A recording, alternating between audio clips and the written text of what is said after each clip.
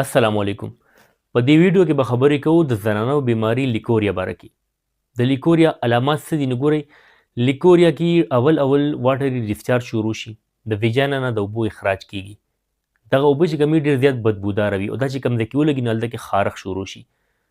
اول چې کله دا نوې بیماري وشي انسان ته د لیکوریا، نو دا واټري ډیسچارج سپین رنګ کې وي. چې کله دا انفیکشن سیوا شي نو دا رنګ بدل کړي د اوبه، د زیړ رنګ کې هم راتلی شي، په شین یا ودي رنګ کې یا په تور رنګ کې هم راتلی شي. لیکوریا پیغلو زنانو ته هم کیږي او واده کړو ته هم کیږي. یو لیکوریا داسې وي چې هغه حمل دوران کې کیږي، نو هغه وخت سره سره په خپله ټیک شي. ځینې لیکوریا د مینسز د شروع کېدو نه مخکې کیږي یا چې کله مینسز سټاپ شي نو کیږي. دغه لیکوریا چې کوم وي دا مستقل بیماري نه وي، د عرضي وي، دا خپله ختمه شي. خو چې کوم مستقل وي نو د هغې د علامات دي چې د لیکوریا چې کوم پیشنټ وي، کوم زنانه مریضه وي، یو خو پر دې ملا ډېر زیات درد کوي، خپې به درد کوي، په سر به چکر راځي. چې کله ځای نه پاسي نو داسې به د فیل کېږي چې ټوله دنیا راباندې تاو شوله. د وینې کمی به پکې، هاضمه به صحیح نه وي، د خولې خوند به خراب وي، تنهایي پسند به وي. دغسې به د سترګو حلقې چې کومې دي هغه تورې وي، ډارک سرکل مسله به وي ورته، او ډېر زیات کمزوری بدن به وي. نو دا ټول د علامات د لیکوریا دي. بل د لیکوریا مریض چې کله یورین کوي، تش امتیاز کوي، نو هغې کې به جلن راځي، تکلیف سره به کېږي. د لیکوریا وجوهات چې کوم دي نو هغې کې یو خو یو ټي آی ده، یورینري ټریک انفیکشن، د مثانې یا د امتیازو نالۍ انفیکشن سره هم لیکوریا کېږي.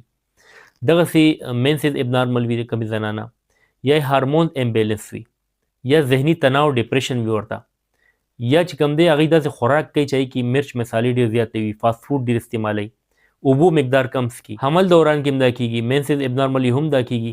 بل هغه زنانو ته کېږي کوم زنانه د صفایۍ ډېر زیات خیال نه ساتي. نو دا خو دي وجوهات دي د لیکوریا. د لیکوریا علاج نه مخکې، د دوایي استعمال نه مخکې بهتر طریقه دا تاسو د خپل ژوند تېرولو چې کوم انداز دی کې تبدیلي راولئ. چې تاسو پرهیز وکئ، لایف سټایل چینج کړئ، نو بغیر دوایي هم تاسو انشاءالله الله صحت درکړي.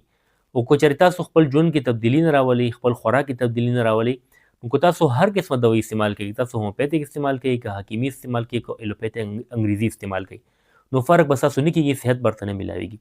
نو ټول نه اول به تاسو خپل ژوند کې تبدیلي راولئ. څه به کوئ؟ ګورئ، لومبي نمبر باندې به تاسو صفایي ډېر خیال ساتئ. تاسو به کپړې صفا سوتره اغوندئ، د ورځې به بېلې جوړه اغوندئ او د شپې به بېله جوړه اغوندئ، او هغه به ورځ دوه پس دوباره وینځئ. نو صفایي خیال ساتل دې کې ډېر زیات ضروري دي. دغسې د خوراک خیال ساتل، مسالهدار خوراکونه به نه کوئ. کومې زنانه چپسونه ډېر خوري یا برګر یا څیزونه ډېر زیات استعمالوي، هغه به نه استعمالوئ. سلاد به ډېر خوري، فروټ به ډېر استعمالوي، اوبو مقدار به سیوا کړي، اوبه به ډېرې څکي. خپل خوراک کې ادرک او کورکمن استعمال دې ډېر کوي، ځکه دا انفیکشن ختموي.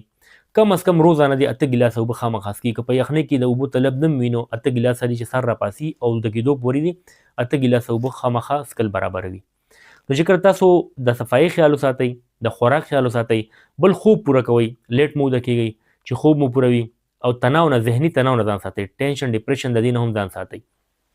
تاسو د خوراک خیال وساتئ، د صفایي خیال وساتئ، خپل ذهن په سکون باندې وساتئ. هغې نه پس چې بیا تاسو دوايان استعمال کړئ نو انشاءالله الله به مو ټیک کړي. دې لپاره هومیوپیتھک نسخه زه تاسو ته ښیم، دا تاسو استعمال کړئ. په دې کې یو دوایي ده هومیوپیتھک سیپیا 30 کې به راواخلئ، پلسټیلا 30 کې به راواخلئ، ایلومینا 30 کې به راواخلئ. 3 دوایانې شي، سیپیا 30، پلسټیلا 30، ایلومینا 30. دا تاسو یو دوی استعمالولی شي او درې واړه کمباین یو ځای هم استعمالولی شي. د دې نه به 10 قطرې سهار ماښام یو ګوټو اوبو کې اچوئ او بس کوئ. دا 3 دوایان تاسو استعمال کوئ 15 ورځو نه 20 ورځو پورې، سیپیا 30، پلسټیلا 30 او ایلومینا 30. نو انشاءالله تاسو ته به ډېر زیاته بهتري محسوس شي. باقي تاسو چې کوم ما تاسو ته طریقې ښودې د ژوند د انداز کې تبدیلي راولي، خوراک کې پرهیز وکړئ، مرچ مسالې، بریانیانې وغیره دا مه استعمالوئ، او اوبو مقدار سیوا کوئ، صفایي خیال وساتئ. نو انشاءالله څو ورځو کې دننه تاسو ډېر زیاته بهتري محسوس کوئ. د دې دوایي استعمال سره سره تاسو کوشش کوئ چې نن سبا ګازر راغلي، نه ګازرو جوس وباسئ، هغه څکئ، یا چې د انار جوس دا خامخا څکئ. یو ګیلاس روزانه خامخا استعمالوئ، یا د سیو جوس استعمالوئ. نو انشاءالله تاسو ژوند انداز کې تبدیلي راولئ، د دوایان استعمال کړئ او سره دا جوس استعمال کړئ، نو د لیکوریا مسله به ستاسو مستقل بنیاد باندې ختمه شي. امید ده ستاسو به دا ویډیو خوښه شوي. داسې معلوماتي ویډیوز کتلو لپاره زما چینل ډاکټر شبیر پښتو خامخا سبسکرایب کړئ. ډېره مننه. الله حافظ.